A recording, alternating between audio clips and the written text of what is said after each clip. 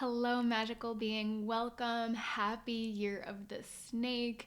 I am recording this on the 29th, January 29th, which is the official start of the Year of the Snake, and I am feeling the energetic shifts. The energies this year are very much day to day, moment to moment. You can feel the shifts palpably, and I just feel so immersed in this energy of renewal, rebirth, change, transformation. And probably a lot of you have been feeling that because there are layers upon layers of the energies that are working through us and with us. It is also the Aquarius New Moon, which is the first lunar reset of the year, the first new moon, which is fresh starts, new beginnings. So we have a lot of energies working with us as I record this, and whenever you come across it, because we have a full year of this energy, the transformations are just going to continue to ramp up. So yes, this is very much a year of transformation, of evolution, and really anchoring into our spiritual nature, our spiritual essence. This is also a 9-year, and we have some really profound, incredible, major astrological shifts, which I shared in my one of the last videos about the 2025 energies. I got a little deeper into the astrology of the first half of the year in particular, because we have some major transitions coming up in the first half, particularly May, June time. So I do recommend taking a look at that video after you have anchored into this, if you haven't seen that one already, just to bring the energies all together. So the snake itself represents wisdom. So spiritual wisdom in this 9-year, which is very much about spiritual completion as well.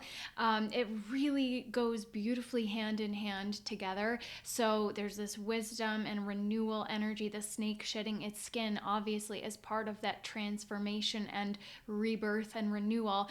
You know, we have to be adaptable to change.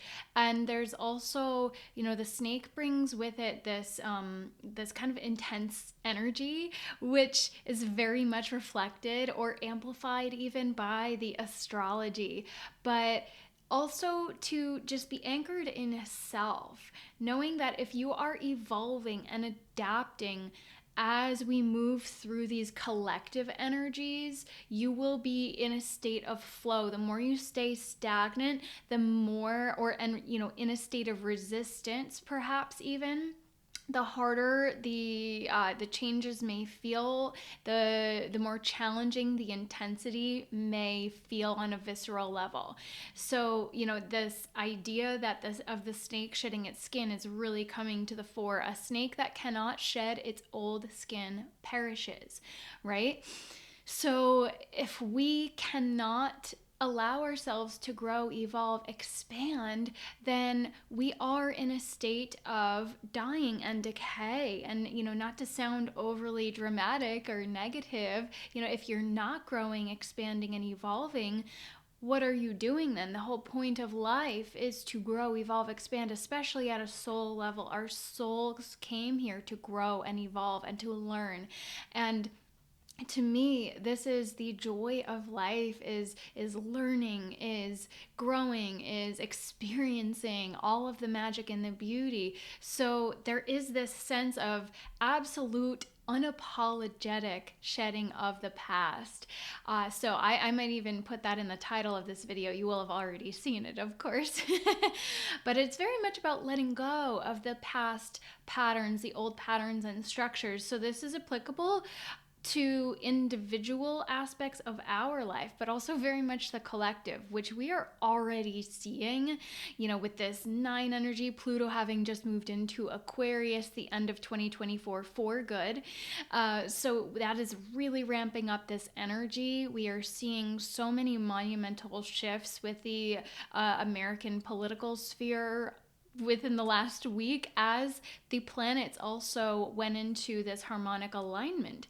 So we had that this past weekend, and this energy of harmony is with us, as above, so below, this inner reflection outer and inner, kind of mirroring. So what is not in harmony in our life is being amplified and brought to the surface so that it can be integrated and healed and cleared and released, whatever the appropriate way to work with it might be. So everything that is not in harmony is being called to be examined, to be faced, to be embraced. And if it needs to be released, to release it with love. So this is very much a purification of the density of all the baggage and the heaviness that is not in alignment with harmony, as within, so without as well. So, what is keeping us in separation, in judgment, in rejection of self, of other, that is going to be highlighted so that we can bring that into integration, because spiritual completion is very much about wholeness and inner union. So have we transcended the karmic lessons and patterns that we came here to resolve? So, there's also this idea of protecting from the negative influences, because of course the snake itself has this aspect of duality. The dual nature of good versus evil is very much personified by the snake. So we are being called to, bring in a sense of protection from these negative energies. And that means mental, psychological, emotional protection, holding those boundaries firm, not getting sucked into the drama and the chaos, and holding the vision and the frequency of the higher timeline to maintain that harmonious energy, as within, so without, so it ripples out into the collective. And there's also this really compelling, mysterious energy that is embodied and personified by the snake, calling us to to really go internal and to perhaps even connect more with the esoteric teachings and wisdom of the ancient traditions. The goddess teachings perhaps is coming to mind, because the snake and the goddess, the serpent and the goddess go hand in hand in many myths and religions. So the snake itself is one of the oldest and most widespread mythological symbols. So trust where you're being called to go deeper is what is coming through right now. And of course, the snake is also representative of the Kundalini energy within. So there's this Kundalini awakening aspect to this energy that we're working with as we are in this 9-year, this spiritual completion energy. So there's very much this awakening of our ascended self energy. So, fertility, procreation, wisdom, death, resurrection, these are all really prominent themes that come along with the snake energy. But as well, again, with this duality, there's this danger and chaos that can come through. So it's like I immediately think of the snake in the grass energy. So, who is a little bit two-faced, that duality coming through, the narcissistic energy we're seeing very much come up in the collective, the psychopathic, narcissistic ones that are, ruling from the shadows. And, not to get into politics, this is probably a video that I'm going to make sooner than later. Maybe a full podcast episode. I'm rebranding and relaunching my podcast. So that renewal, regeneration energy, right? But to get into spirituality and politics and what the overlap is and the reflections are, and to, from a higher level perspective, not to be in the left versus right kind of duality of the matrix in America in particular, where we really have a two-party system that is so not beneficial for the greater good. But to really look at the inherent flaws and how everything is being amplified and highlighted, and there's like a spotlight shining on all the corruption in our systems and structures. And I got into that in my book as well, Let There Be Light. One of the shadows, the chapters is about facing the collective shadows. It's a book about let there be light, liberating the heart of humanity to create heaven on earth. But in order to do that, how do we let there be light? We've got to face the shadows. So as within, so without. We've got to look at the shadows within, but also at the shadows of the collective, so that we can create the new systems and structures. And that's very much what this Pluto in Aquarius energy is bringing up. And we have this Aquarius New Moon with this year of the snake energy amplifying this revolutionary energy as well. Aquarius is ruled by Uranus, so it's a planet of revolution. And there's also this expansive energy coming through with Jupiter right now, but as well as the Aquarius energy. The Aquarian energy is very we the people, expansion, new. So very much a revolutionary energy.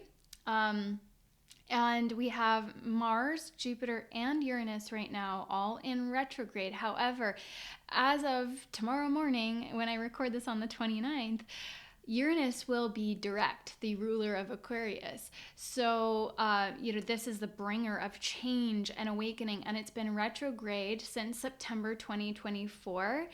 And very interestingly, this is when Trump and RFK Jr. made their alliance. And RFK, I saw an astrologer speak into his personal chart. He's got a lot of Capricorn energy, and Pluto was in Capricorn. And you would think he would be more about the systems and structures, but in 2008 is when RFK Jr. started standing up to the corruption.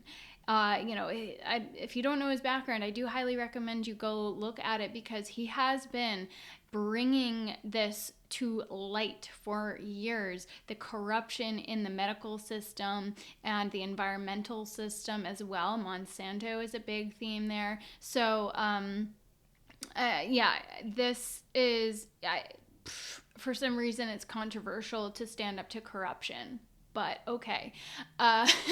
So anyway, not to get into politics, but at the end of the day, today he had his hearing. And it's the last day of Uranus in retrograde. So I'm just so curious how things are going to play out going forward. But we will have this burst of fresh energy, and I've already been feeling it ramping up all week. It's been kind of this up and down, death and rebirth, like mini deaths and mini rebirths for quite some time now. But especially in the last week with this harmonic alignment of the planets, the parade of planets, where they're all visible in the sky technically, it's really brought up anything under the surface that has not been operating in harmony, right? So, we've had this planet kind of like in the underworld, where it's really bringing up the shadows, the death and rebirth energy, amplifying. So it's helping us to embrace the changes that are unfolding in the world right now. So if you've been feeling like you've personally been feeling like limited progress in your life, things might now ramp up, speed up. You might feel that move forward energy. All the planets have different aspects to them. Mercury retrograde, people really feel that, but these outer planets can also impact us. All the planets can. It's as above, so below. It's a reflection of certain aspects of ourselves, first and foremost. So it's another topic that I want to dive in a little more deeply to, esoteric, planetary, aspects and how they reflect ourselves. So also there is this mindset of possibility, unlimited possibilities, infinite possibilities that we're being immersed in if we work with this energy. So it's really, really beautiful. And I actually do. So I am also in the midst of relaunching my school. So I do have some really beautiful infinite possibilities, visualizations, higher self visualizations, and activations. So I do encourage you to check those out if you want to immerse yourself in these frequencies. They're activations because I bring through frequency. It's not just a mental journey. I also bring through frequencies that activate this essence within the higher self essence.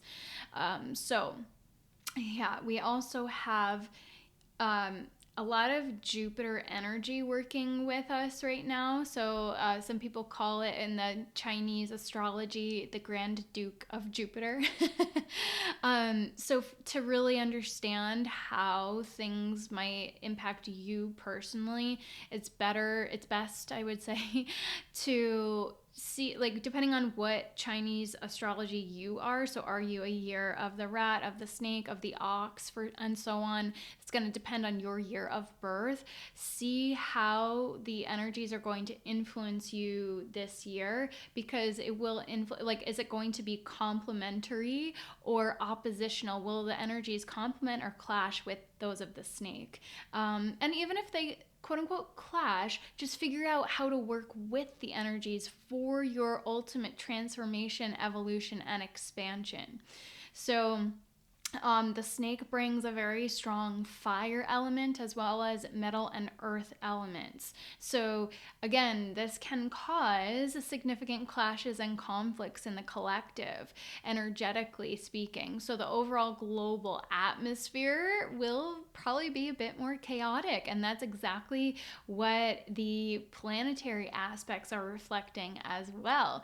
But without the death, we cannot have the rebirth. So this is very much, this Phoenix rising energy has been so prominent. And, you know, kind of from a tragic perspective with the fires in LA at the start of the year, I very much saw this Phoenix rising energy. Yeah, and even an angel rising from the flames was actually the visual I saw. I think I should do a separate video about that. I had one removed on another platform. I guess there were certain things we weren't allowed to say, but so I'm kind of being a little cautious right now. But this is definitely an opportunity to make room for new energies as well. I have a video that I might post just after this one. I will post it just after this one, like a day later maybe. If I get this up today, it'll be posted tomorrow, about a dream that I had about this. So eliminating stagnant energy from your life. So this theme of decluttering, clearing, cleaning, you know, this is always a good thing to do, and working with the energies can kind of amplify that, especially if you're kind of focusing on intentions and moving forward. Like, what are your visions? What are your manifestations? Or your creations is the term that I really prefer to use as a vessel of the divine. You know, what are you envisioning? What is your higher self here to do on the planet for the collective greater good? So creating a little bit more structure for yourself, your intentions, you know, anchoring those visions that you have had, but create space for all of that to actually materialize. So, you know, with this snake energy, again, with this Aquarius New Moon, we've got this divine healer energy. And of course, one of the symbols is the snake on the caduceus. So, you know, and we have the Ida and the Pingala energy as well as the Kundalini energy. So this is very much this healing and activation of our spiritual essence is what I am feeling to be embodied in the higher self, to allow that energy to rise up and fully activate our highest essence of being. And in the process, transmuting those harsher energies that would keep us in a state of disharmony. So really entering that balanced and harmonious state. So there is a lot of powerful energy that is moving through us, working with us this year in particular. So wherever you're at on your journey, whatever stage of evolution, of awakening, whatever you resonate with, I encourage you to really anchor in to what is your soul calling you to do at this time in your lifetime, perhaps? You know, if you haven't really considered your higher purpose, this is a very powerful time to actually begin to do that self-inquiry. And I have in my school a bunch of different courses and programs. If you're starting on your journey, Awakening Fundamentals would be a brilliant place to begin.